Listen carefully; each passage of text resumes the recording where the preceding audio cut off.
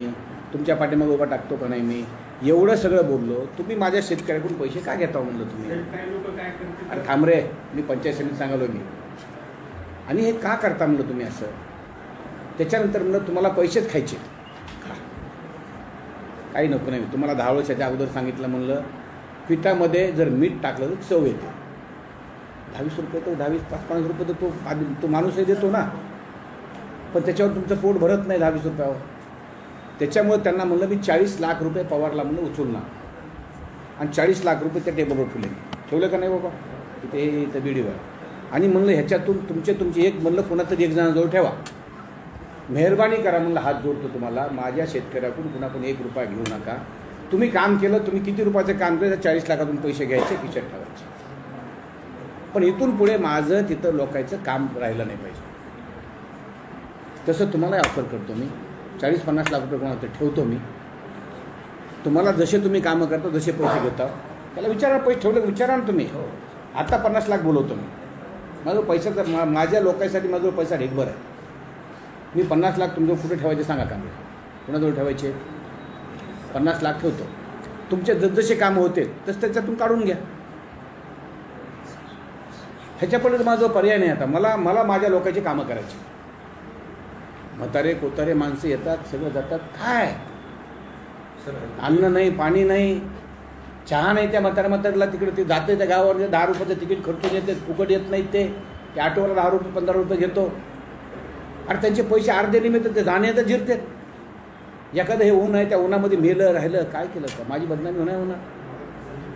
मी 50 लाख रुपये मॅडम पुढे ठेवायचे सांगा, मी ठेवतो. मी मला माझ्या लोकांकडनं 1 रुपया आता इथून पुढे घेतलेला मला जमणार नाही. नाही तर मी बघा, मी पेटलो ना एकदा, मी सोडत नाही कोणालाच. मी जर एखादा पेटलो आणि मला जर माझ्या लोकांना जर पैशाची माझ्याकडे जर कंप्लेंट आली तर मी सोडणार नाही. अजिबात सोडणार नाही. कंप्लेंट येणार नाही सर.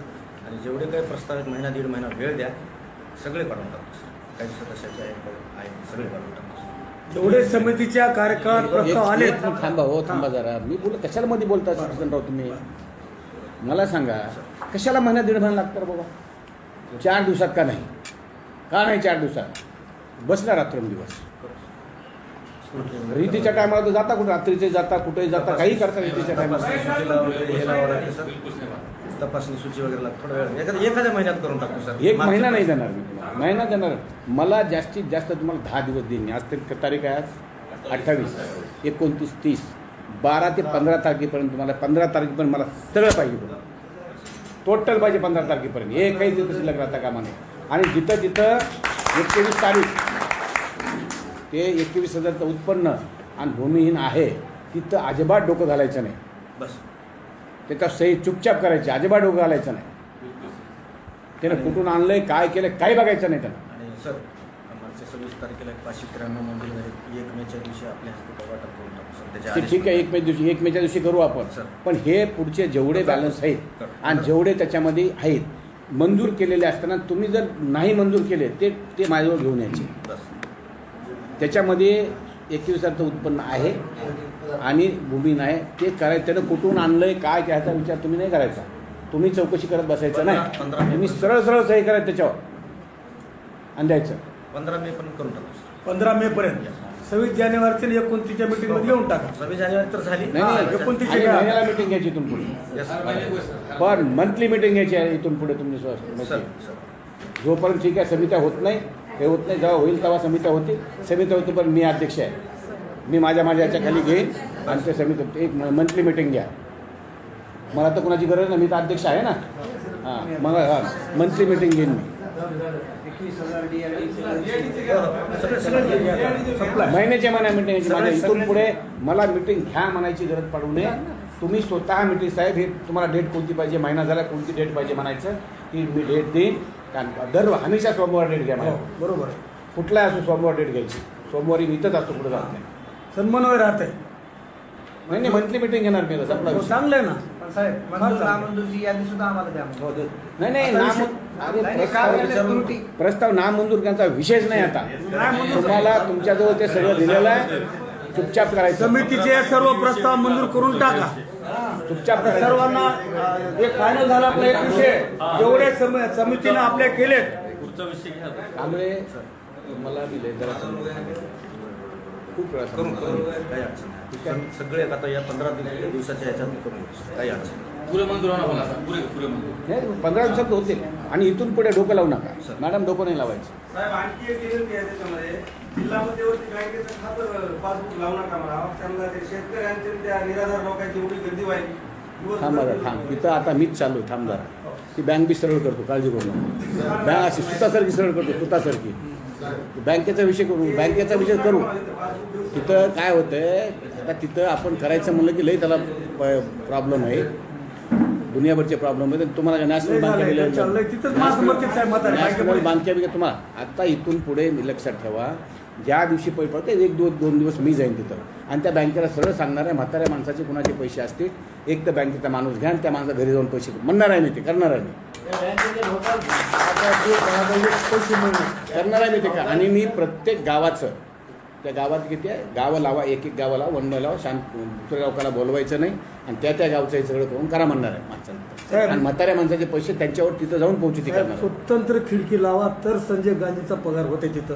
एवढा गरज आहे, स्वतंत्र खिडकी लावा. करू करू करू ते करू, सगळं करू, बँकेतच ना, बँक करू आपण. बँकेचा विषय मला सोडा तुम्ही आता. त्याच्यासाठी साहेब उत्पन्नाचं द्यायला सांगा त्यांना, उत्पन्नाचं द्यायला. हां, ह्या कसल्या अशा काड्या करू नका आणखी मॅडम, म्हणजे उगं खुटी मारून ठेवायची नाही, ते सगळं द्यायचं ते सगळं. आणि 21,000 खरंच उत्पन्न जर काढलं, 21,000 आहे का कुणाचं? 21,000 उत्पन्न नाही असं होऊ शकतं का? सगळ्याचं उत्पन्न लाखावर उत्पन्न आहे हो. 22 एकरवाल्याला देऊ नका, पण ते कमी जे साहेबाकडे जा, आणि त्याला दिलं पाहिजे. अल्पभूधारकला देऊ. ऐकलं का? हे कोणी सह्या करीत नाही, त्यांनी साहेबाकडे जायचं आणि त्याचा फोन लावून द्यायचा. मी तसं केलं, म्हणजे उत्पन्नाचं एक रुपये नाही, त्या साहेबांना सगळे उत्पन्न देऊन टाकलं. आता ठीक आहे, चला आता दुसरा विषय पुरवठ्याचा. मला सांगा, पुरवठ्याचं कशामुळे पुरवठा होण्या मीटिंगमध्ये बी निघाला विश्वास काय होईना पुरवठ्याचं मला सांगा. लोकांना अन्न का आपलं धान्य का मिळेल?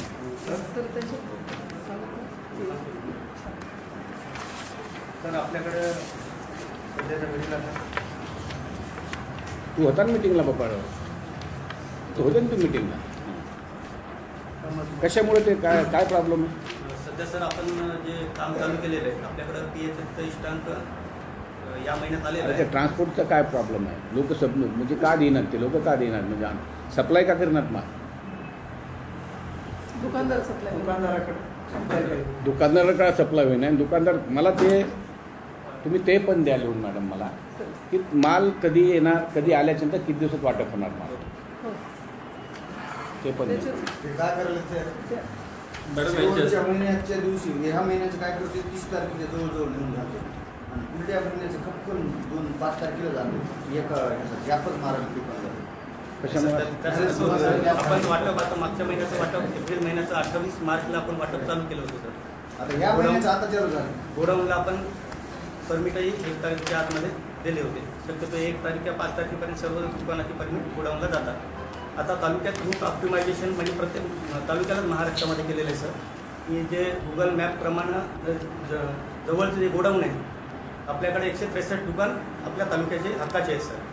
पण आपल्या ते रूट ऑप्टिमायझेशननुसार गुगल मॅपनुसार जे जवळचे गावं आहेत सर, त्या गोडाऊनला अटॅच केले सर. तर आपल्याकडं 67 नवीन गावं म्हणजे नवीन दुकान आले सर. त्यामध्ये परभणी तालुक्यातील 14 गोडाऊन आले, 14 दुकान आले, पालममधले 27 आले, पूर्णेमध्ये 4 आले सर, आणि सोनपेठमध्ये 22 दुकान, असे 67 दुकानं नवीन वाढले सर की आपल्या इथं या मार्च महिन्यापासून. ठीक आहे ना. म्हणजे आपले 230 दुकानं झाले सर. बरं. आजकालच्या घडीला आपली हमाल यंत्रणा किंवा गाड्याची जी यंत्रणा आहे सर, ती त्याला पुरेशी नाही सर.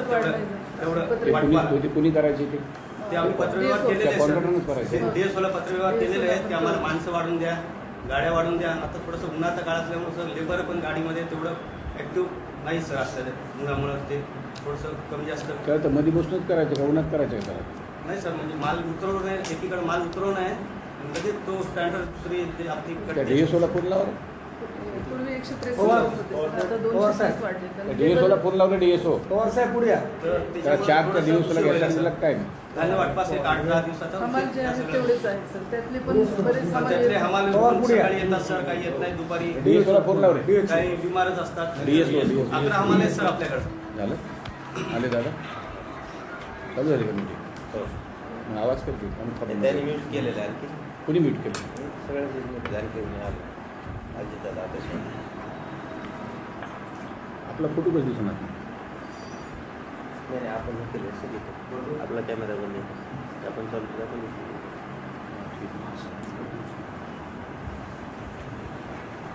कॅमेरा ऑन करायचा का कसं करायचं नाही त्यांना येईल ना सर.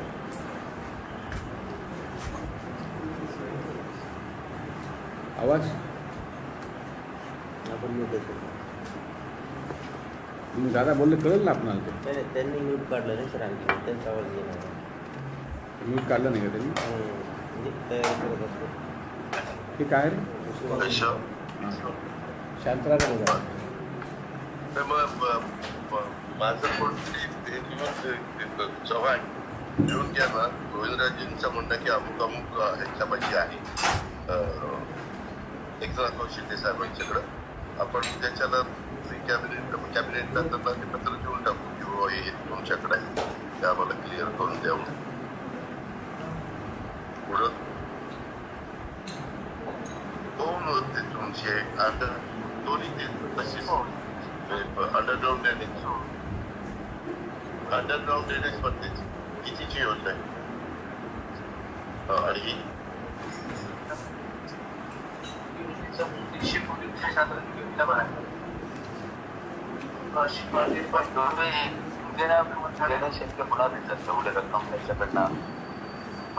पण त्यांच्याकडे पैसेच नाही त्यांना ह्याचे पैसे जात नाही.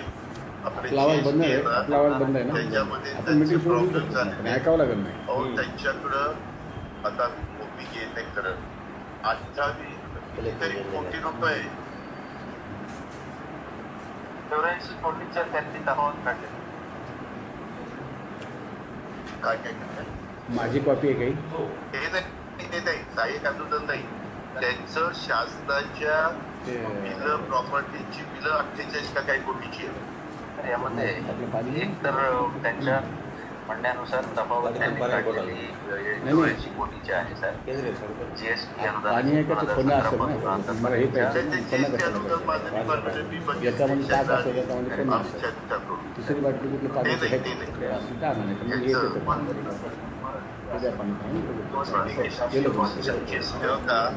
शासकीय शैक्षणिक संस्था औद्योगिक वगैरे हे सगळे मिळून एकूण मागणी 58 कोटी त्याचे पैसे त्यांना मिळत नाही.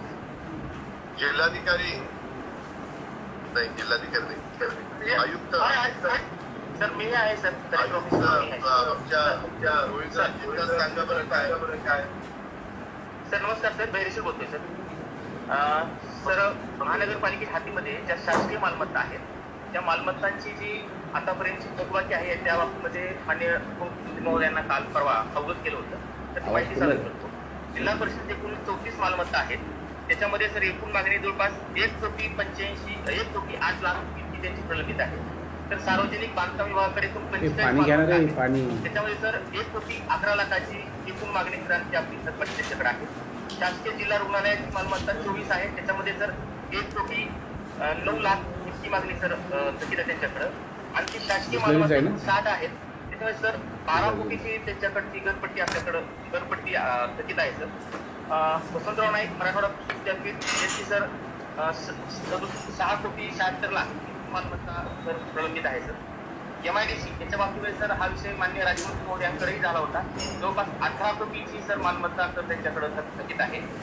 आणि तर शैक्षणिक मालमत्तेच्या बाबतीमध्ये काही संस्थांचे डेलिगेशन असं होते की शैक्षणिक मालमत्ता ज्या धर्मदायकाकडं आहेत किंवा त्यांच्याकडे मंजुरी मिळालेल्या संस्थांद्वारे चालवल्या जातात ती मागणी आम्ही देऊ शकत नाही कारण ते तसे देण्याची तरतूद नाही असं म्हणतात. करून त्यांची कमर्शियली आहेत तर काही मात्र सर याच्या बाबतीमध्ये बऱ्याचशा समजा शेवटी चॅरिटी कमिशनरच्या अंतर्गत रजिस्ट्रेशन होता त्यांना तिथं राहत असताना जे काही अशा फार मला वाटतं रयत शिक्षण संस्था वगैरे यांना स्पेशल केस केलेली आहे, बाकीच्यांना नाही. बाकीच्यांना जे काही घरपट्टी असेल, जे काही बाकीच्या कर असतील तो भरावा लागतो.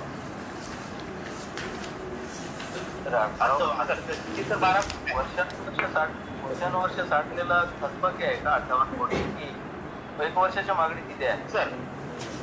नाही सर, 1 वर्षाची मागणी सर एवढी नाही सर, 6 कोटीच्या घरात आहे सर एक तर. हां, म्हणजे थकबाकी सकट आहे सर, आणि त्यामुळे सर त्यांच्या एकूण मागणीच्या 50% थकबाकी आहे. तुम्हाला सांगतो, आजच मी महानगरपालिकेच्या GST अनुदानाच्या फाईलवर सही केली. आता ती सही केल्यानंतर ते नगरविकास खात्याकडनं ते पैसे कसे जातात का पुरा मंत्र्यांची सही तुमच्या सह्याला? नाही सर, म्हणजे अनुदान म्हणून जातं मुद्रांक शुल्क आणि पैसे रिलीज केले आपण केल्यानंतर भेटतं आपण, म्हणजे आम्ही पाठवतो. त्यात बडबडीचे किती बघावं जावं.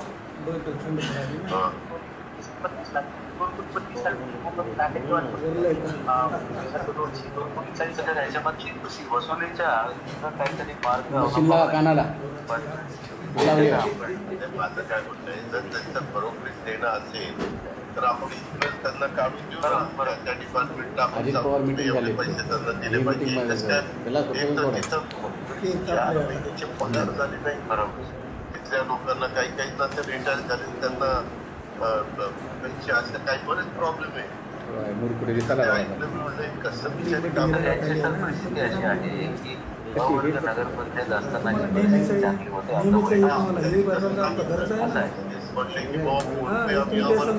आम्हाला बरं होतं, त्याच्याप्रमाणे आमचं चांगलं मिळायचं. उलट आता आमचं नुकसान झालं बरोबर, आणि आता आपण त्यांना काही कोटी रुपये दिले तर त्या काँक्रीटच्या रस्त्याची कामं चाललेली आहे, गटारची वाकडी कामं झालेली आहे, अंडरग्राऊंड ड्रेनेज केल्याशिवाय रस्ता करण्यात आलेला नाही. पोळीचं सापड्याची आता मी दिसत नाही काही प्रॉब्लेम, पण ऑनलाईन आहे. ऐक फक्त आपलं काय आलं तर परत बाहेर जाऊन सांगतो, आलं सांग मला. लोकमतला आलं कलेक्टरला घेतलं म्हणून, लोकमतला बातमी आली आहे कलेक्टरला तुम्हाला घेतलं म्हणून. कलेक्टरला हो तुम्ही आले ना, चला पुरवठा. हां, आता आपल्याला हे DSOला फोन लावला तुम्ही लावा, DSOला फोन लावा लावा तुम्ही लावा. त्याला त्या डॉक्टर ह्याचा चार्ज काढून दिला मी, त्याला चार्ज पत्र दिलं मी कलेक्टरला.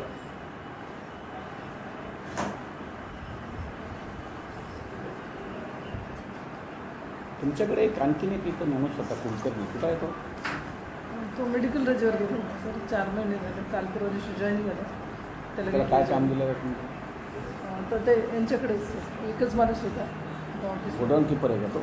नाही, तो गोडाऊन किपर लिपिक आहे. गोडाऊन किपर 2 पोस्ट आहेत सर इथं, मेन गोडाऊन किपर आणि त्याच्या हातामध्ये परंतु एक पद भरलेलं नाही. डोडलचं काय, डोडल कोण आहे? निरीक्षक.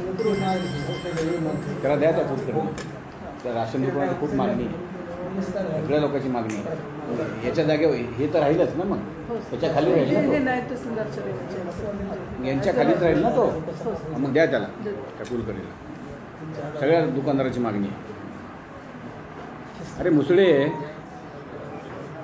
हॅलो नमस्कार. हे कुठं आहे रे, त्याचा आवाज कुठं आहे रे, याचा आवाज कोण कर.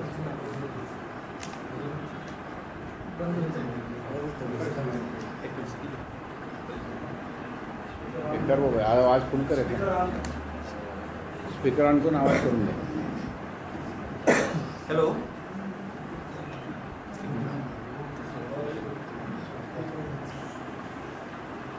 मुसळे, अहो तुम्ही हे इथं जे पुरवठ्याचे तुम्ही आता जे सगळं तुम्हाला चार्ज वगैरे दिला आहे मी, अक्षरशः ते SDMला मी कलेक्टरला पत्र देऊन दिलं आहे. आणि ते इथे हे जे प्रॉब्लेम जे व्हायले ह्यांचे प्रॉब्लेम सॉल्व करा ना तुम्ही तिथे बसून. तुम्हाला पत्र दिले म्हणे मी. हां हां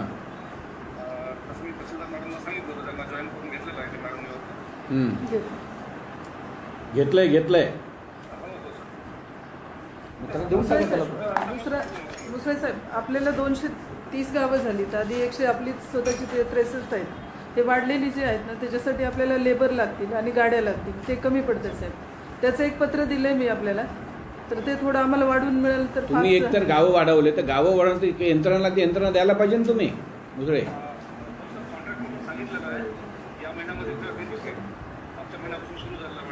नाही तुमचे कॉन्ट्रॅक्टर वगैरे फार जाड चांबड्याचे असतात ते सगळे. त्यांना कुठून स्वस्त पडतं आणि कुठून काय पडतं तेच असले धंदे करतात. त्याच्यामुळे इथं नुकसान व्हायला लागलं. वेळेवर माल मिळत नाही. ह्या महिन्याचा ह्या महिन्याचा दुसऱ्या महिन्यात मिळतो. 1 महिना लेट राहतो. त्याच्यामुळं म्हणजे पूर्ण 1 महिन्याचं गायब करतात पुन्हा नंतर तुमच्या राशन दुकानवाले. आता समजा आज मला राशन दिलं, ठीक आहे, मागच्या महिन्याचं, आणि दुसऱ्या महिन्याचं लगेच 5 तारखेला 6 तारखेला द्यायला तुम्ही काय करायचं त्या राशनला? मग काय करेल माणूस घेऊन?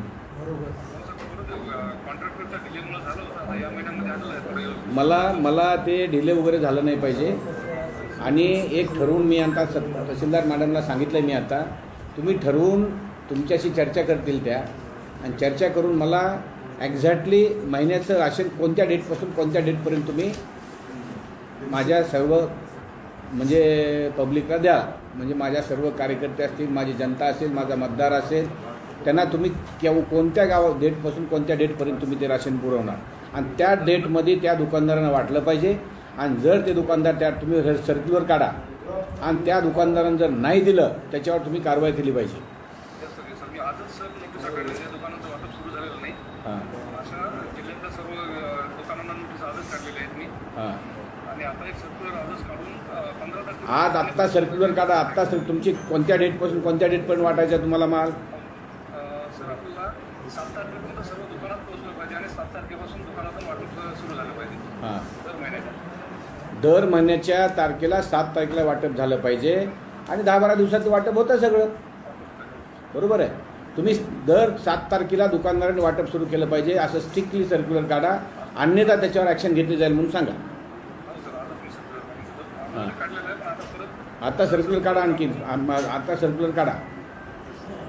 आणि 7 तारखेला ज्या दुकानदारांना नाही केलं त्याच्यावर तुम्ही ॲक्शन घ्या. 1-2दा त्याला पत्र लिहा की तुम्ही आमच्या सर्क्युलरचा अवमान केला म्हणून. आम्ही आमच्या जे काय आम्ही सांगतो त्याचा अवमान झाला, सर्क्युलरचा अवमान झाला. यापुढे जर तुम्हाला आणखीन एक संधी दिली जाते, त्या संधीमध्ये तुम्ही नाही केलं तर तुमच्या दुकानाचा परवाना का रद्द करण्यात येऊ नये.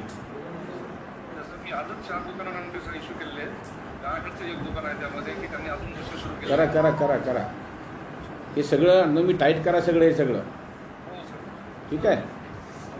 आणि जे दुकानदार कधी तुमच्या तिथं घडलेलं आहे याच्या अगोदर DYSPनं आपल्या SDMनं कॅन्सल केलेले दुकानं तुम्ही तिथं रद्द करत नाही, असंही घडलेलं आहे मागं. इथून मागं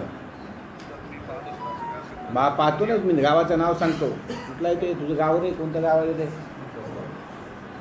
कौडगावमध्ये घडलेलं आहे. कौडगावमध्ये एक मुस्लिमचा माणूस आहे, काय नाव? तडवी. तो पोलीस पाटील बी आहे मला वाटतं.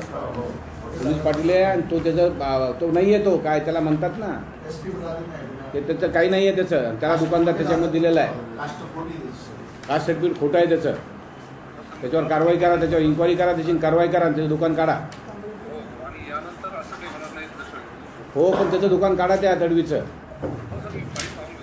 फाईल बघून घ्या, तुमच्याकडे जुनी फाईल काढा. आणि त्याचं ऐकायचं नाही, त्याचं काही नाही, ते दुकान निघालेलं पाहिजे मला त्या तडवीचं. ठीक आहे, चला घे रे बाबा. 7 तारखेला तुम्ही ते आता हे करा. सर आपलं सर्क्युलर कसं असते, आता 1 तारखेला आपण आता मे महिन्याचं जून महिन्याचं धान्य मी मागतो. म्हणजे आम्ही तहसीलदार लेवलवर DSOला मला जून महिन्याचं एवढं धान्य लागेल. या 1-2 तारखेला म्हणजे 30 तारखेला ॲक्च्युली उद्याच्या तुम्ही काय तुमचं त्याच्याशी काहीच घेणं देणं नाही मला. माझ्या लोकांनी तुम्ही किती तारखेला धान्य वाटप करणार? धान्य सगळ्या दुकानात 7 तारखेपर्यंत पोहोचलं पाहिजे. 8 तारखेपासून चालू करा. अन्न 7 ते 14 अन्न सप्ताह असतो. मॅक्सिमम 20 तारखेपर्यंत सर्व धान्य वितरित झालं पाहिजे. हां असं तुम्ही लिहून द्या मला. याच्यामध्ये काय होतं, काही दुकानदार धान्य पण वेळेवर नाही. ॲक्शन घ्या त्याच्यावर. तसं पण ते मी तुम्ही ॲक्शन घ्या नाही मॅडम. मी सांगलो तुम्हाला ॲक्शन घ्या म्हणून. वेळेवर मिळत नाही तर ॲक्शन घ्या त्याच्यावर. मॅडम आता त्यांचं नाही राहिलं. अहो मला माझी जनता महत्वाची आहे, मला कोणता दुकानदार महत्वाचा नाही, मला कोणी महत्वाचं नाही, मला माझी जनता महत्वाची आहे. ऑनलाईन दिसतं तिथे ट्रान्झॅक्शन 7 तारखेच्या जर सुरू झालं नसेल असे दुकानं कुठं करा तशा दुकानात ॲक्शन घ्या तुम्ही. बघा तुम्हाला जर समजा काही गोष्टी करायच्या असतील, काही नियम लावायचे असतील, ते नियम लावायला त्रास कोणाला तरी होतो, पण नियम लागतात. तुम्ही नियमच लावायला बघत नाहीत ना, हा विषय.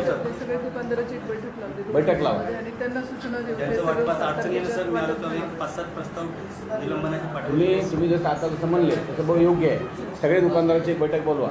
त्या बैठकीमध्ये सरळ सांगा की असं असं आहे, इथून पुढे आम्हाला म्हणजे वरनं आलं म्हणलं की जरा बरं पडते. वरनं आलं म्हणलं की कलेक्टरकडनं ऑफिस मुंबईवरून आलेलं आहे म्हणा, ह्या 7 तारखेपासून 20 तारखेच्या आत तुम्हाला धान्य उचलायचं नाही, 7 तारखेपर्यंत उचलायचं आहे, आणि 7 तारखेपासून 20 तारखेपर्यंत तुम्हाला वाटायचं आहे. नाही आलं तुमच्यावर आम्ही ॲक्शन घेऊ, असं सर्व सरकार मिटिंग घेऊन सांगा.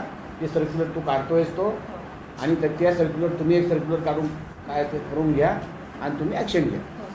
बरोबर आहे, ठीक आहे. चला, हे झालं. आता दुसरं मला सांगा, तुमचं ते कार्ड कोण इश्यू करते? आम्ही इश्यू करतो सर. सध्या कार्ड सेक्शनला 3-4 महिन्यापासून पुरीत नाही, तर आम्ही ते आता ऑनलाईन नाही का? ते महत्वाचं आहे ना ते टेबल. आपण चार्ज दिलाय पागोटे म्हणून आहे. कोण आहे ते पागोटे? आला काय सर? तुम्ही तिथं त्या ह्याला द्या, त्या ह्याचं डोंगरगावचं कोण होते, त्या गणेशला द्या. त्या नावल्या त्या गणेशला द्या. काढली होती सर, गणेश ऑर्डर काढली होती. मग काय झालं? तोच नाही म्हणत स्वतः का? त्याला नोकरी करायची ना, तुला नोकरी काय तो घ्यावा लागेल ना म्हणून. लोकल जाय म्हणून तुला मला त्रास होते. काही नाही, त्याला द्या, त्याला त्यांची ऑर्डर पण काढलेली होती. त्यांनी ते गोंधळ केला. त्याला आता कुठे घेतलाय तो? कुठे गेलाय तो आता? तुम्ही तिथे गोडाऊनला घेतलाय ना त्याला? फौजदारीला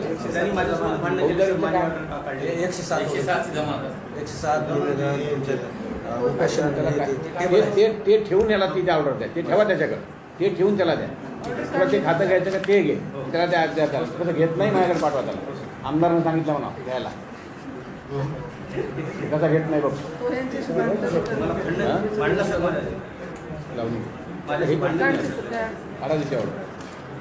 आणि आता कार्ड तुमच्याकडं कार्ड म्हणजे राशन कार्डासाठी अप्लाय झाल्याच्यानंतर ते किती दिवसात देणार हे एक मला प्रोसेस करून द्या. 1.5 महिना कशामुळे लागतं? इष्टांक जर असेल तर लगेच आता कसं झालं सर, या मागच्या 5-6 महिन्यापासून इष्टांक नवीन दिला नाही.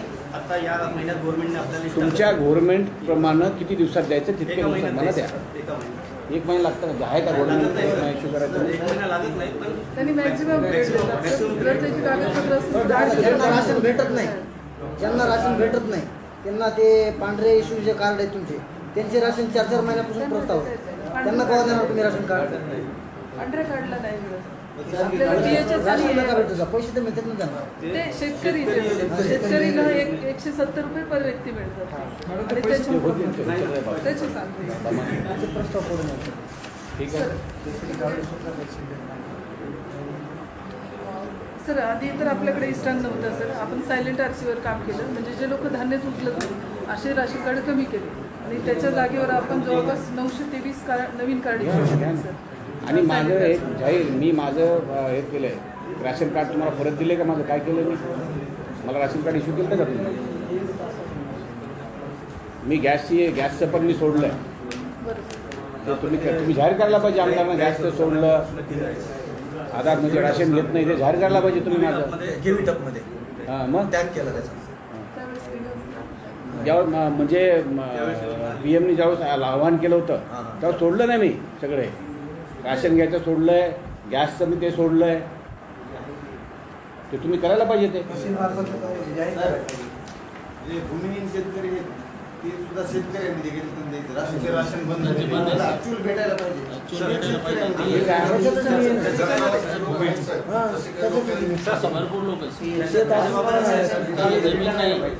अन्न सुरक्षा योजना 2014ला लागू झाली सर. त्यावेळेस त्याच्या आधी असं इष्टांक नावाचं शासनाचं असं काही नव्हतं सर. जे आले त्यांना भेटत होतं.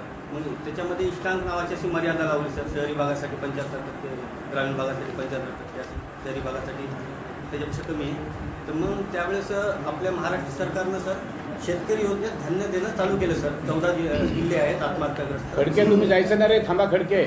तुम्ही जायचं नाही, तुमचं काम आहे मला इथं. आत्महत्याग्रस्त 14 जिल्हे आहेत सर महाराष्ट्रातले. तिथं शेतकऱ्यालाही महाराष्ट्र शासन स्वतःच्या याच्यातून, केंद्र सरकार नाही घेत, हे आपल्या पैशानं करते. ते योजना त्यांनी चालू केली. मग त्यावेळेस इष्टांक नसल्या कारणानं जे भूमिहीन पण आहेत सर, त्यांना धान्य भेटावं या रास्त अपेक्षेनं प्रशासनानं त्यांना शेतकरी योजनेत समाविष्ट केलं सर. आता ती योजना 2022 पर्यंत धान्य भेटत होतं सर. पण आता भूमिहीन त्याला काय, तुमच्या काय कायद्यात काय? 22ला असं झालं सर की सरकारनं असं घोषित केलं की आपण त्यांना धान्य देण्याऐवजी 150 रुपये प्रति व्यक्ती असं अनुदान देऊ. तसं द्या. मग त्याच्यावर आपल्याकडे जवळपास 5000 गार्ड आहेत सर शेतकरी योजनेत.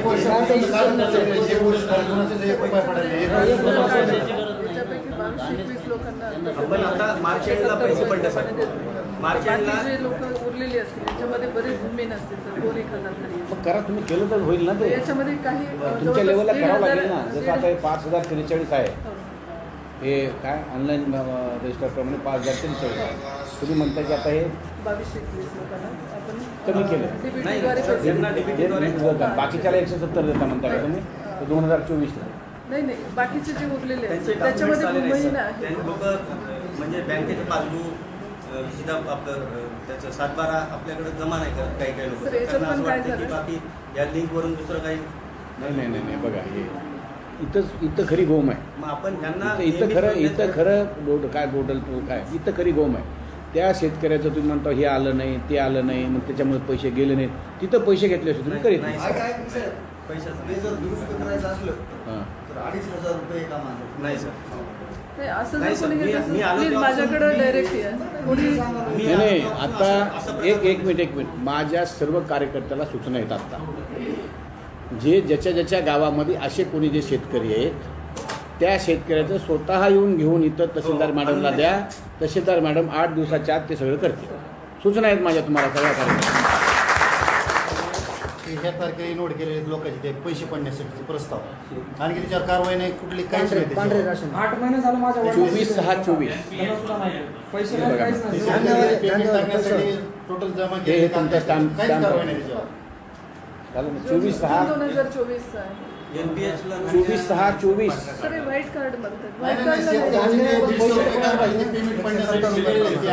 फक्त आपण शेतकरीमध्ये इथे लिहिले त्यांनी प्रति तहसीलदार साहेब, तहसील कार्यालय गंगाखेड, असं अर्ज नाही राहिला पाहिजे. जिल्हा परभणी, खालील APL कार्ड धारकांना अन्नधान योजनेऐवजी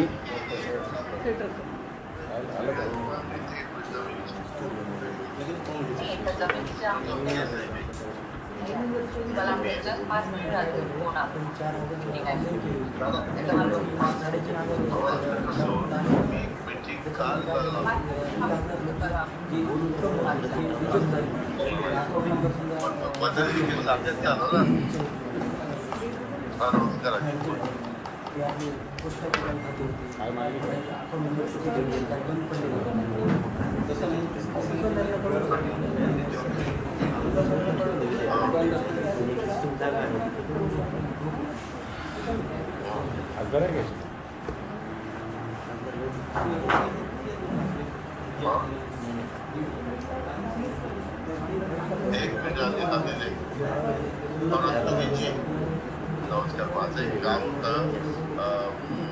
परभणी जिल्ह्यातल्या जनतेने 6,500 एकर जमीन त्यावेळेस विद्यापीठ काढण्याच्या करता 4 विद्यापीठं आपली होती. नागपूर,